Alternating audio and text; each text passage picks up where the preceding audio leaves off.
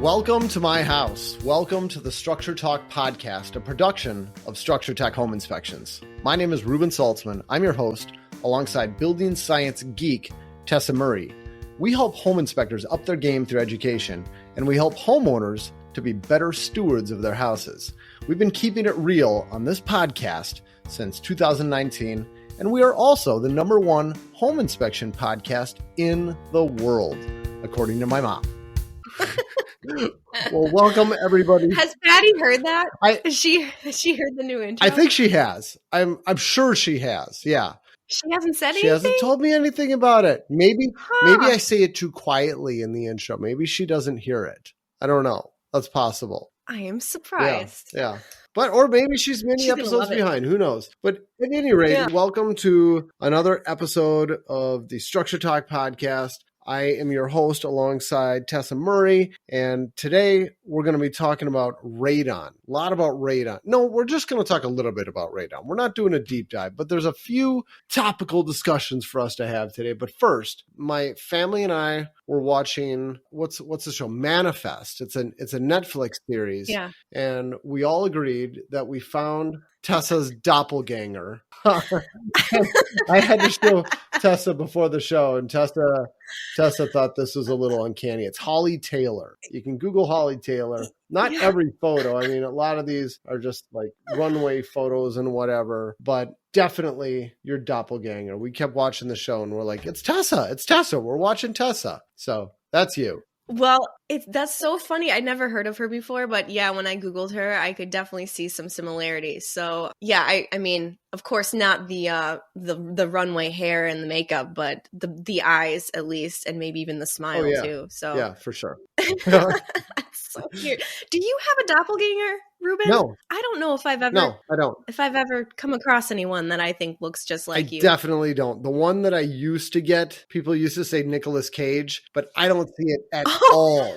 I don't see it at all. I don't think so. I don't claim it. Huh. That's just, I've had a number of people say it, but I don't agree. I'm not accepting that one. Huh.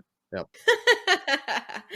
Oh man. So what have you been up to, Reuben? Staying busy, bunch of stuff, kind of traveling. We took a little family vacation. The whole family went out of town for a while. We were gone for about a week and going to be going out of town a little bit more. Got a few trips planned. I've got a board meeting coming up for the examination board of home inspectors. Got that coming up here. Where are they taking you this? Somewhere warm. I'll leave it at that. We don't have our meetings in cold destinations. Yeah. And then I'll be going to St. Louis to teach for an ASHE chapter coming up in March. I think I'm teaching on St. Patrick's Day, I believe. So if there's anybody in that area, I'll be coming to your area to teach a class doing, I can't remember. I'll be teaching for 4 hours, and I'll be bringing my daughter along with me. We're turning it into kind of a weekend trip. And we'll go out there on a Thursday. We'll come back on a Sunday, and we'll see what St. Louis has to offer. So. Oh, that's fun. Yeah, that's really, really cool. Wow, you've got a busy schedule as always, but it sounds like it's packed full of good things. It is. Yeah, just did my my second CrossFit competition for the year. That was a blast, and I can hardly walk right now. Are you sitting or standing behind your desk today? I've heard that sitting is the new smoking, so I've been very committed to standing at the sit-stand desk a lot more than sitting. I don't sit much anymore. Yeah. Ever since I've been hearing about it, reading about it, I don't sit much anymore. But that's legs are definitely sore right now. But I'll recover. How about you, Tess? What's going on in your world? Well, yeah, speaking of injuries from sitting, I was going to say, I just turned 35 on Saturday. So I had a birthday celebrated. Thank you very much. And now I'm officially I feel like middle-aged. I don't know if that's accurate, but I feel mid-30s officially. Trying to wrap my head around that. But I've been sitting a lot more the last couple of years just because of kind of shifts and what I'm doing. I used to be out in the field and doing inspections and all that, moving around, and I really enjoyed that. But when things changed and I was doing a lot of the training and, and hiring and leadership stuff and teaching, I was sitting a lot. And it's funny, but I had this kind of pinch in my hip that started a year ago. I've been seeing a chiropractor and talking to her about it. And And part of like sitting, your body just kind of tightens up and your ligaments tighten up. And so I've been working on stretching them and, stretching my hips and getting kind of back into some yoga and doing all of that. And it's significantly helped. Good. But I've noticed like now that I'm 35, like I need to start doing more aggressive, like stretching on a regular basis and just moving my body, because I think sitting is definitely has been detrimental to my physical health for sure. That's what they say. That's what they say. Yeah. Yeah. The older you get, the more important all that stuff becomes. Oh man. And the recovery time is much slower, all of that. But yeah, anyways, one other piece of information, I think on the last podcast episode, I might have alluded to this, kind of a teaser about part-time job that I might be doing, but it's official. I am a part-time employee now of a wedding venue, and it is a completely new experience for me. I've never done anything like it before. I actually met the owner in 2019. I did the inspection for her when she bought this farm with a farmhouse and multiple buildings. And so I know her and she's been looking for help. And I just, I was like, I've got some time and this sounds like fun. How can I help you? So that has been interesting. A couple weeks ago, there was a wedding in this barn and there were 300 guests. It was a massive wedding. Wow. And I was there and I was kind of just helping out behind the scenes, and inevitably, of course, I get sick again. So the last month, I've been sick with COVID and then whatever this respiratory thing is too. So trying to get over that. But yeah, it's been exciting and it's been fun. And I appreciate being able to kind of have a job that is, different every day and moving around, being outside, meeting new people, and just a variety of things. So even helping out with some of the facilities too. She's got a great handyman that upkeeps the building, but no one else understands any other parts of the building. So I'm hopefully I can help her out with that too, even documenting things like their weatherization processes for their different buildings. Oh yeah. So yeah, it's been you fun. Can be the advisor to the handyman, huh? Yeah, we're becoming friends. Sweet. Yeah. I love it. Yeah. Well, should we get into it? So let's dive into the radon discussion. Yeah, we're going to talk a little bit about radon. I did a blog post about this back in January, because January is Radon Awareness Month, I believe. I haven't written about radon, or I haven't done any videos on it, so thought it's time to do a little update on it. And I just want to touch on some of the key points about radon.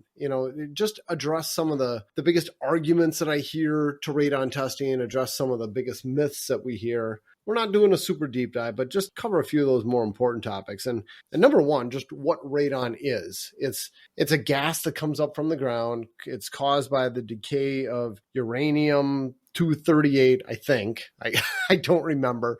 Is that it? That's above my pay grade. Right. It's caused by the decay of something in the earth. I'm not the radon expert that I used to be. I used to talk about this stuff day in and day out, but it's a gas that comes up from the ground. Definitely decaying uranium, right? Decaying uranium in the soil. We can agree on that. It has a very short half-life, which means that even if you completely air out a house, you open up all the windows, you clear everything out, after 12 hours, it's going to be right back to where it was before. So that's why when you're doing a radon test, a short-term radon test, the house is always supposed to be closed up for 12 hours prior to the start of the test. It's to simulate wintertime conditions. And the reason you don't want to have radon in your house is because it causes lung cancer. Now, I know that that's a controversial claim. It shouldn't be, because we have a bunch of authorities. You've got the EPA, the American Lung Association, the Minnesota Department of Health. I can't remember what other authorities out there, but I mean, pretty much every authority when it comes to health agrees radon causes lung cancer. That's the reason you don't want it in your house. Now, there's other people out there who will say, well, these studies are all flawed and there actually is no correlation. They did this wrong and that wrong. And I don't get into all of that. I'm going to go with what all the authorities say, and I'm going to assume that it causes lung cancer. And if someday I'm wrong about this, and it turns out that radon is not the silent killer that we all thought it was, well, then in the end, we've put these systems in our houses that help to dry them out and make the air quality a little bit better, and we didn't spend a ton of money on it. So I take the assumption that radon really does cause lung cancer. And, Tess, you and I sat through a pretty interesting course taught by Joe Stiebrek. We live streamed this for ASHI's inspection conference. And he even talked about radon a little. And I want to hear, what did you get out of that live stream? What was your takeaway? Oh my gosh. You know what? I don't have my bullet points in front of me, Reuben. All right. I need to refresh my memory on this. Okay. We don't rehearse before shows, as listeners can obviously tell, because I set that up horribly.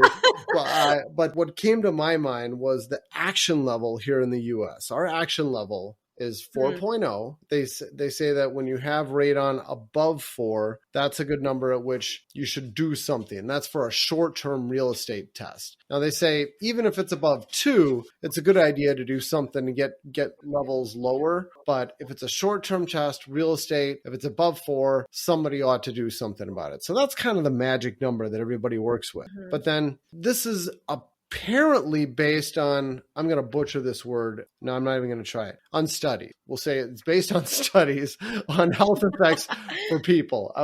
Epidemiological studies? Is that the word I'm looking for? I don't even know what that means. Never mind. Sounds good enough to me. So it's based on these studies they've done. But then you go to Canada and their action level is way higher. What is it, like 16 or 20? Yeah. Oh, okay. It's coming back to me now. Yes, that was mind-blowing where you're going with this. Sorry to interrupt. No, but keep going. Oh, okay, Tess, do you remember where we're going with this? Why their action level is so much higher? Yes. He said that they did a bunch of studies. They tested all of the houses and they found out kind of what the average level was and put the acceptable level higher than that so that the majority of houses would not be required to have to install radon mitigation systems. Is that correct? Yes, that is exactly it. It was not based on how it affects people. It's based on the level that they have. That's currently they said, there. okay, our average is 16. All right. If you're above the average, you should fix it or something like that. It was just, it's mind-blowing. So all this time, I've been hearing people say, well, the U.S. is just messed up. We've got our levels way lower. In Canada, I mean, they don't even consider it a problem until it's this number. Yeah. What's the why behind it? That was fascinating. Yeah. Now, if that's true, that's a little bit unsettling, I think. Yep. But bottom line is different countries have different standards and different acceptable levels. But it is something that people are aware of more and more these days, I think, and partly due to, what was it, like about 10 years ago? Real estate requirements, I'll let you talk about this though, Reuben, required homeowners to disclose if they tested for radon. Is that true? That's it. It's the Radon Disclosure Act, I believe. And we put this into practice for all houses being sold in Minnesota where the seller needs to disclose it. If you test for radon, you had a high radon level, you need to let the buyers know. And there is a 2-page document that buyers need to sign talking about the importance of testing for radon. So if you're buying a house in Minnesota, it is going to be presented to you. And today, for us at Structure Tech, somewhere around 50% of our home inspections include radon testing. So, I mean, it's big. We do a ton of that. Important to do. And, getting back to the conspiracy theorists, even if you think that radon doesn't exist or it doesn't cause lung cancer, you're not going to spend any time in the basement. One of the biggest reasons to test that I've always said is that this is a liability. If you're buying a house and you have high levels of radon in your home, someday you're going to go to sell your house. The person who buys your house is probably going to test for radon. And if they end up finding a high radon level, they're going to ask you to fix it. And if you don't fix it, you've got to disclose it to the next person. And so it's probably going to cost you a couple $1,000 to have a mitigation system put in. And why wouldn't you just do that when you buy the house? Why would you wait until you sell it? And then you end up living with this high level of radon that may or may not cause lung cancer. I say it does, but whatever it is, why would you live with it the whole time? Yeah, even with a changing market and, and tough buyer's market, if you're not negotiating the seller to put in a system, if it's on you as the buyer to put it in, they're still asking those questions. And if it does reveal the high radon, it's like, you make a good point. Why didn't you just install it when you moved in so that you could reap the benefits of having lower radon, Yes. Yeah, it makes sense to do that. And what did you say? Like 1 out of every 3 houses we find here that we test in Minnesota that has high levels? That. We say closer to about like 2 out of 5, about 40% of the houses. Okay. And then starting in 2009, Minnesota started requiring passive mitigation systems for all new construction houses.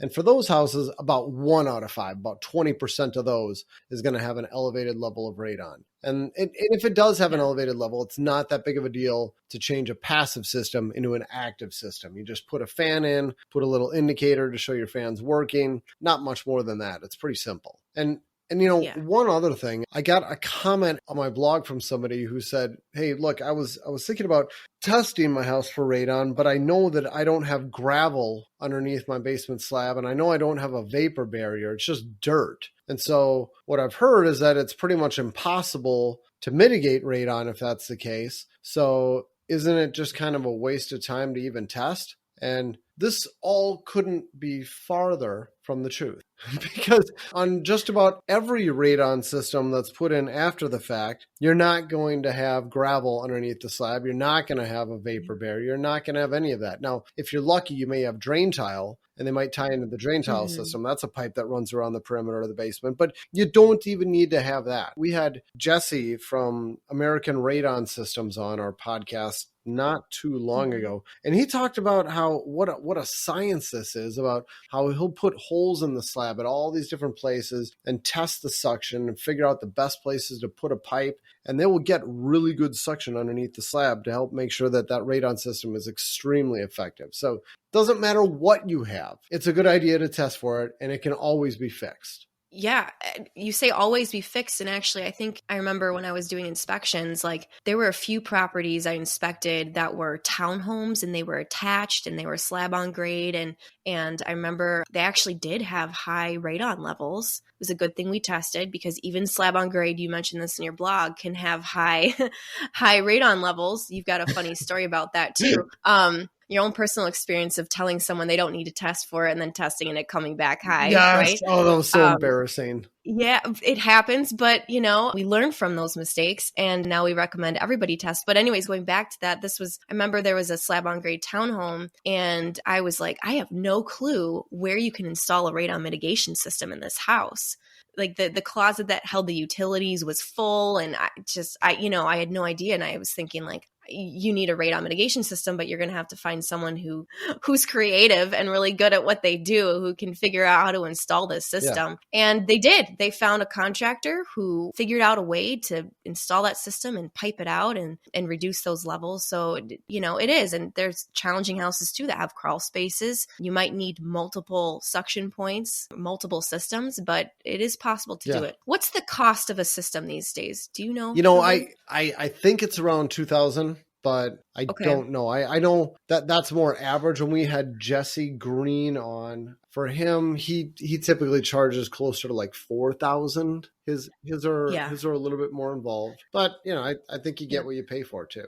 I do too. And I know the costs are going up with all the licensing that's required now, and if you're pulling permits and you need to install electrical and all that stuff, it just adds up. Yeah. But we used to quote people like $1,500 for a typical radon system, but I think it's that was pre-COVID, right?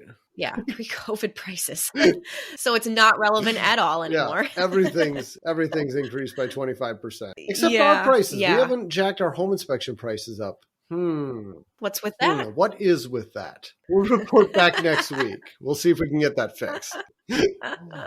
All right. Well, I think that's about it for radon. Just wanted to hit some of those highlights. If you're buying a house, it's important to get radon testing done. If you already own a home, it's still important to get radon testing done. And you don't need to hire a professional like us to test for radon if you already are in the house. All you need to do is order one of those do-it-yourself kits, and you can test it yourself. As long as you're comfortable following the directions, it's a piece of cake. It doesn't cost that much. It costs like what is it? They're about $13 or something. So Reuben, where can people go to buy these test kits? Go to mn.radon.com.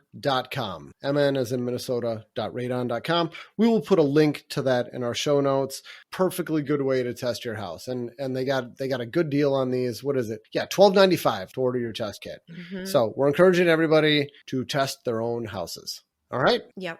I think that's a wrap. That's it. Like I said, not a deep dive. Sounds good. Just wanted to hit some little highlights. Yeah. So parting words is, you don't know if you've got radon unless you test for it. And we recommend that everybody test for it. You never know. You could have a newer house. You could have a slab on grade house and you could still have high radon. So the only way to know is to test for it. You could do it yourself for fairly cheap, or you can hire a licensed professional to do a test as well. But especially if you're in the process of buying a house, it's a good idea to do it. Well put, Tessa.